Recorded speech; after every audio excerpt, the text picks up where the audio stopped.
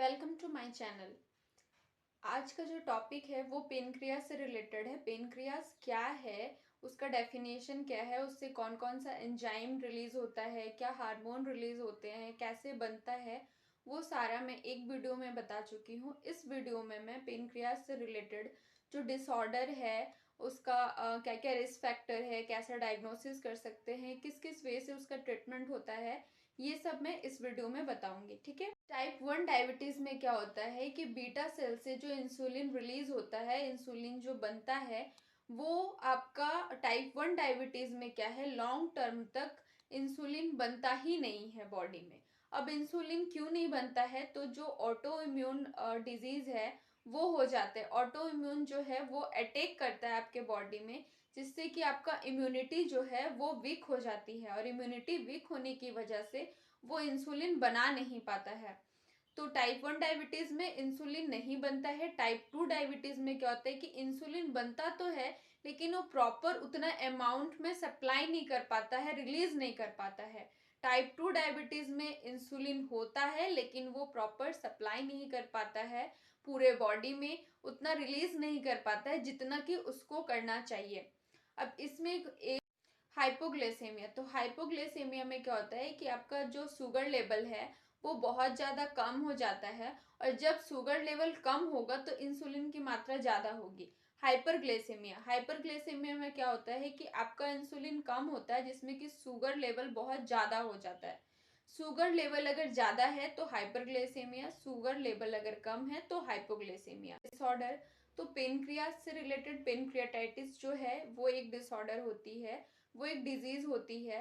वो क्या है, तो वो आपका पेनक्रियास में इन्फ्लामेशन हो जाता है, जिसको कि हम लोग पेनक्रियाटाइटिस बोलते हैं। अब वो इन्फ्लामेशन होता कैसे, तो जो वो इन्फ्लामेशन है वो कभी कभी, जैसे कि आपको पता है कि खाना जो है स्मॉल इंटेस्टाइन में ड्यूडेनियम में जाके ब्रेक डाउन होना स्टार्ट होती है, वहां पे आपके डाइजेस्ट होती है। लेकिन पेनक्रियास क्या करता है, कभी कभी डाइजेस्टिव एंजाइम्स के साथ वो खुद ही डाइजेस्ट करने लगता है, इट्स सेल्फ वो खुद ही डाइजेस्ट करने लगता है। इसकी वजह से पेनक्रियाज में इन्फ्लामेशन हो जाता है, जिसको कि हम लोग पेनक्रियाटाइटिस बोलते हैं। दूसरा होता है, इसके एक रिस्क फैक्टर ये बढ़ जाता है कि it may result from gallstones. ठीक है। दूसरा होता है पेप्टिक अल्सर। तो जो पेप्टिक अल्सर है वो क्या है, पेप्टिक अल्सर जो है वो आपका स्मॉल इंटेस्टाइन के अपर पोर्शन तरफ में एक ओपन सोर्स डेवलप हो जाता है लाइनिंग की तरह, जिसको कि हम लोग पेप्टिक अल्सर बोलते हैं।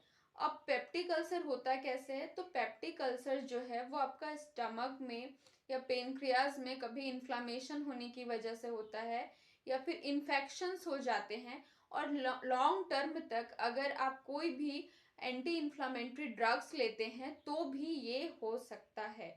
इसमें जो और सबसे बड़ी एक इसमें मिथ है पेप्टिक अल्सर, अगर आप स्ट्रेस और स्पाइसी फूड खाते हैं तो आपको अल्सर हो सकते हैं, लेकिन ऐसा नहीं है। अल्सर जो है वो आपका स्टमक में एक हाइड्रोक्लोरिक एसिड जो निकलती है स्टमक के वॉल से, जिससे कि आपका फूड डाइजेस्ट होने में मदद मिलती है, वो उसके वजह से हो सकता है। अगर आप इम्पिटेड स्टमक बहुत ज़्यादा देर तक रहते हैं तो वो हाइड्रोक्लोरिक एसिड बहुत ज़्यादा मात्रा में निकलती है, जिससे कि पेप्टिक अल्सर होने के चांसेस होते हैं। तो स्पाइसी फूड और स्ट्रेस लेने की वजह से पेप्टिक अल्सर नहीं। एक होता है सिस्टिक फाइब्रोसिस। ठीक है। तो हमारे पेनक्रियास में एक छोटे छोटे ट्यूब्स होते हैं, नली होते हैं। उसमें क्या होता है कि कभी कभी थिक स्टिकी या म्यूकस टाइप से जम जाता है, उसकी वजह से वो ट्यूब्स जो है ब्लॉक हो जाते हैं। ब्लॉक होने की वजह से जो ब्लॉक हो जाते हैं उसको हम लोग सिस्टिक फाइब्रोसिस बोलते हैं। एक होता है पेनक्रियाटिक नेक्रोसिस। इसमें क्या होता है कि नेक्रोसिस में आपका जो पेनक्रियाज है उसमें आपका इनफ अमाउंट में जो है ब्लड प्रॉपर सप्लाई नहीं हो पाता है, जिसकी वजह से जो टिश्यू जो है वो डैमेज होने लगती है, जिसको कि हम लोग पेनक्रियाटिक नेक्रोसिस बोलते हैं। अब आते हैं कि पेनक्रियास से रिलेटेड क्या क्या रिस्क फैक्टर होते हैं जिससे कि हमें पेनक्रियाटाइटिस होने के चांसेस है। पहला, ऑटो इम्यून डिजीज अगर आपको कुछ है। दूसरा, अगर आप ज़्यादा ड्रिंकिंग या अल्कोहल लेते हैं तो। तीसरा, अगर आप को कोई इन्फेक्शंस हुआ है तो। चौथा, अगर आपको ऑलरेडी गॉलस्टोन्स है तो। ये उसका रिस्क फैक्टर है।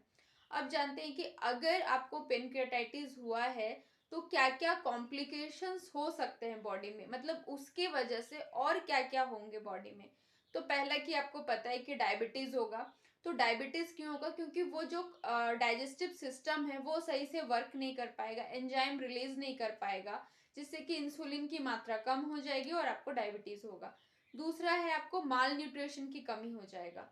जैसे ही खाना डाइजेस्ट होगा, न्यूट्रिएंट जो है जितना कि एब्जॉर्ब करना चाहिए वो उतना एब्जॉर्ब नहीं कर पाएगा, क्योंकि जो एंजाइम्स रिलीज करते हैं वो पेनक्रियाज ही रिलीज करते हैं, एमाइलेज, जो कि आपका जो माल न्यूट्रिशन है जिसमें कि फैट, कार्बोहाइड्रेट, प्रोटीन होते हैं, उसको ब्रेक डाउन तो पेनक्रियाज ही करता है। अगर पेनक्रियाज ही सही से वर्क नहीं करेगा तो वो ब्रेक डाउन नहीं कर पाएगा, जिसकी वजह से आपको माल न्यूट्रिशन की कमी होगी। किडनी फेलियर हो सकते हैं आपका। किडनी फेलियर के अलावा आपको लंग्स में प्रॉब्लम हो सकते हैं, जैसे कि आपका केमिकल चेंजेस होगा बॉडी में, तो आपको सांस लेने में प्रॉब्लम आएगी, लंग्स में प्रॉब्लम हो सकती है। और भी बहुत सारे कंडीशंस है जिस पेनक्रियास की वजह से ये सारे कंडीशंस आपके बॉडी में हो सकते हैं। अब इसका सिम्टम्स क्या क्या होंगे, तो सिम्टम्स जो है वो आपको फीवर होगा, नोजिया होगा, वॉमिटिंग होगा। वॉमिटिंग में कभी कभी ब्लड भी आता है, आपके स्टूल में ब्लड आएगा, आपके आई साइट पे आपका येलोविश टाइप से दिखेगा, आपको डायरिया होने के चांसेस है, आपको वेट लॉस होगा। और सिम्टम्स में इसमें और भी है, जैसे कि आपको स्टमक में पेन होगा, बर्निंग सेंसेशन होगा, और जो लोअर बेली है या फिर बैक में आपको पेन होगा, और ये पेन जो है ये कांस्टेंट रहता है। अब सिम्टम्स तो हो गया, अब आते हैं कि डायग्नोसिस क्या क्या कर सकते हैं। तो डायग्नोसिस में आप अपना सबसे पहले शुगर लेवल को चेक कराएं कि वो कितना है। शुगर लेवल चेक कराएं, सीबीसी टेस्ट कराएं। सीबीसी में आपका कंप्लीट ब्लड काउंट हो जाएगा, जिससे कि आपको पता चलेगा कोई ऑटो इम्यून डिजीज तो नहीं है, कोई सेल्स आपका डैमेज तो नहीं हो रहा है, कोई सेल्स में दिक्कत नहीं है। दूसरा एलएफटी टेस्ट कराएं। एलएफटी में आपका पूरा लीवर फंक्शन टेस्ट आ जाएगा, जिससे कि आपको पता चलेगा आपका स्टमक में कोई प्रॉब्लम नहीं है, सारे एंजाइम्स ठीक से काम कर रहे हैं। दूसरा पेनक्रियास जो एंजाइम रिलीज करता है, एमाइलेज, लाइपेज, ये दोनों टेस्ट भी आप करा सकते हैं, जिससे कि आपको पता चलेगा कि आपका पेनक्रियास सही से काम कर रहा है कि नहीं। ब्लड टेस्ट के अलावा जो है आप अपना स्टूल का भी टेस्ट करा सकते हैं, जैसे कि मैं बताई थी कि स्टूल में भी कभी कभी ब्लड आता है, तो आप अपना स्टूल का भी टेस्ट करा सकते हैं। ब्लड टेस्ट में सबसे इम्पोर्टेंट है ब्लूरोबिन, आप ब्लूरोबिन भी टेस्ट करा सकते हैं। आपका अल्ट्रासाउंड करा सकते हैं, एब्डोमिनल अल्ट्रासाउंड होगा, सीटी स्कैन, एमआरआई, ये सब करा सकते हैं। दूसरा और जो इम्पोर्टेंट टेस्ट है इसमें, वो इंडोस्कोपी करा सकते हैं और बायोप्सी करा सकते हैं। बायोप्सी में होता ये है कि आपका जो पेनक्रियाज में से एक टिश्यू लिया जाएगा, उस टिश्यूज का स्टडी होता है अच्छे से कि उस पेनक्रियाज में कोई टिश्यू सही से आपका काम कर रहा है कि नहीं, कुछ प्रॉब्लम है या नहीं, तो उसमें स्टडी होता है।